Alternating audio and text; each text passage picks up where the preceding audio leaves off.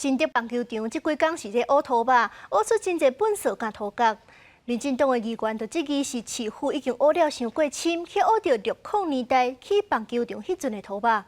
不过今仔日国民党甲民众党的市议员嘛有去现场，说是讲因为乌到即几年才有在卖饮料的馆仔，讲这绿营讲法是毋是事实。新竹的检方嘛已经咧查看这工程到备案。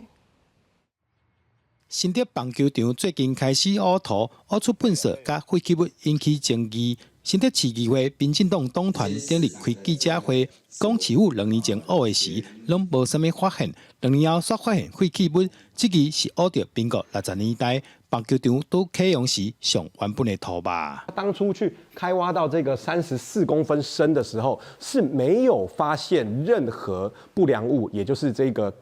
大家照片上所看到的这些营建废弃物的这个部分。过了2年。他在开挖就发现了这个废弃物，那原因会是什么呢？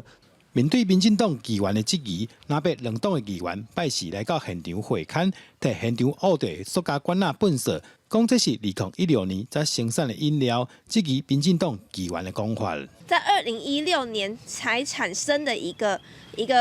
饮料，那这样的话，这个饮料它有办法穿越时空吗？所以我们可以知道说，这些东西就是在之前上一个工程的时候就产生的，并不是说从很久以前就存在。可见当初在施工的过程当中，一定一连串的管控都没有很严密，来导致现在的状况。然后因为各方说法都有不一啦哈，不过我觉得这跟政党无关，这跟市民知的权益会有关系。市府指出，目前乌地的废弃物是最近10年市面上才有的产品，无可能是60年代的物件。市府严正声明，应就目前现场开挖情形，除了砖瓦外，还有许多钢筋、混凝土、木头、大片网子及保特瓶等等，